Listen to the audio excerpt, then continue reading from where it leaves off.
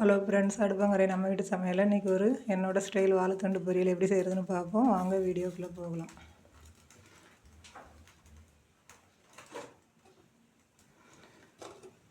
முதல்ல ஒரு கடாய் எடுத்து வச்சுட்டு எண்ணெய் ஊற்றிக்கோங்க.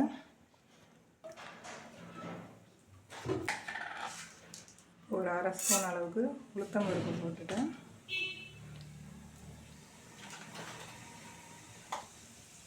கொஞ்சம் கடுகு, கொஞ்சம் ஜீரகம்,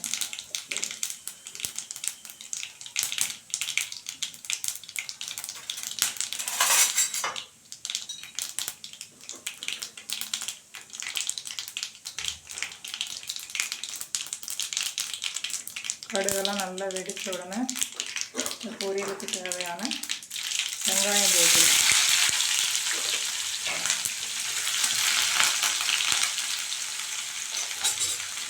அது கூட 2 காஞ்ச மிளகாய்,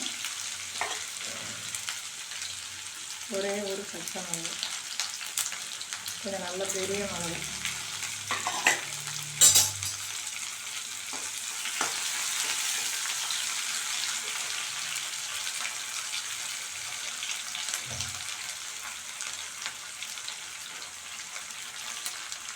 ஒரு கொத்து கருவேப்பிலை,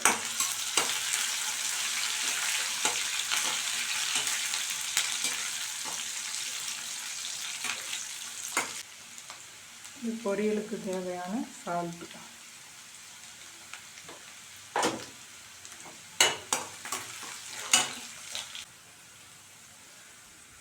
ஒரு வாழைத்தண்டு இது மாதிரி பொடியாக நல்லா கட் பண்ணி வச்சுருக்கேன், சுத்தம் பண்ணி.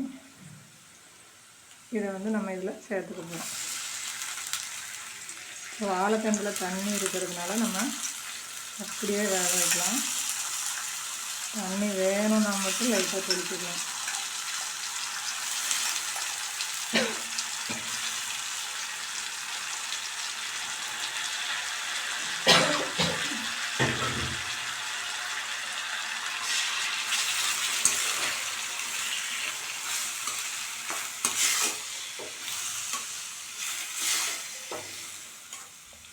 எங்கள் பையனுக்கு கொஞ்சம் கிட்னியில் கல் இருந்துச்சுப்போ 5 பாயிண்ட் இருந்தது. அந்த வாழைத்தண்டுனால தான் அவனுக்கு நல்லா குணமாகிடுச்சு.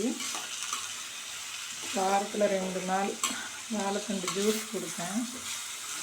இன்றைக்கி கூட அதனால தான் இந்த வாழைத்தண்டு வாங்கிட்டு வந்தாங்க. வாழைத்தண்டு நல்லா இருக்கிறதுனால பொரியல் பண்ணி ரொம்ப நாள் ஆகிடுச்சு, எல்லாருக்குமே நல்லது அப்படின்ட்டு இன்றைக்கி வாழைத்தண்டு பொரியல் செய்கிறேன். கூட்டு வைக்கணும்னா பருப்பு போட்டு கூட்டு வைக்கலாம். சரி, இது பொரியலாக பண்ணிடலாம் அப்படின்ட்டு வெறுமனே பொரியல் பண்ணுறோம்.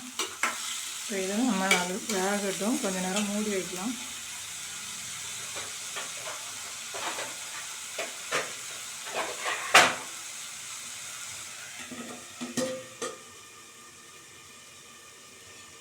ரெண்டு தண்டில் ஒரு தண்டு இது மாதிரி நல்லா அவனுக்கு ஜூஸ் அடித்து வச்சுருக்கேன்.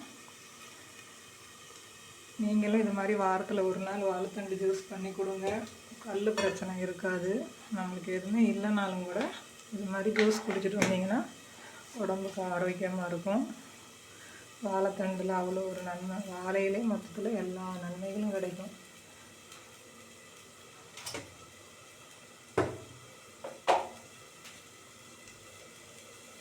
என்னடா அட்வைஸ் பண்ணுறாங்கன்னு நினைக்காதீங்க. எனக்கு தெரிஞ்சதை நான் சொல்கிறேன்ப்பா.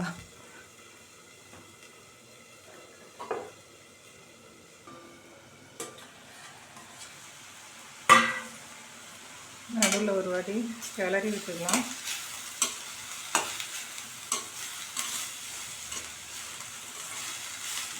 அதில் உள்ள தண்ணியே நல்லா பாருங்கள் இவ்வளோ இருக்குது. இந்த தண்ணி சுண்ட அளவுக்கு நம்ம வேக வச்சாலே போதும், நல்லா வெந்துடும்.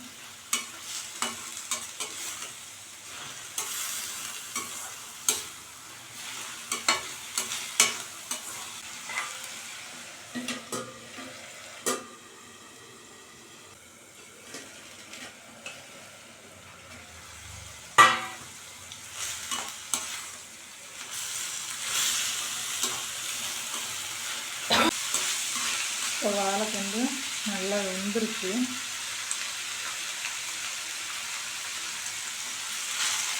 இது கூட நல்லா தேங்காய் கொஞ்சம் பல்ஸ் பண்ணி வச்சுருக்கேன், இதை சேர்த்துக்கலாம்.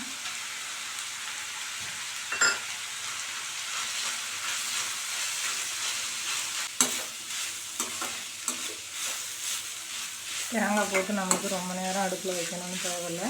ஒரு நிமிஷம் அப்படி நல்லா ஒன்று சேர கிளறி விட்டால் மட்டும் போதும். இப்போ நம்ம இந்த வாழைத்தண்டு உப்பு உரப்பு எப்படி இருக்குன்னு டேஸ்ட் பண்ணி பார்த்துக்கலாம். நல்லா வெந்து உப்பு உரப்பெல்லாம் கரெக்டாக இருக்குது. இது என்னோடய ஸ்டைல் தான். எங்கள் ஊரில் இது மாதிரி பண்ணுவோம். நீங்கள் எப்படி பண்ணுவீங்கன்ட்டு கமெண்ட் பண்ணுங்கள். வீடியோ பிடிச்சிருந்தா லைக் பண்ணுங்கள், உங்கள் ஃப்ரெண்ட்ஸோடு ஷேர் பண்ணுங்கள். அடுத்த ஒரு வீடியோவில் சந்திப்போம். நன்றி, வணக்கம்.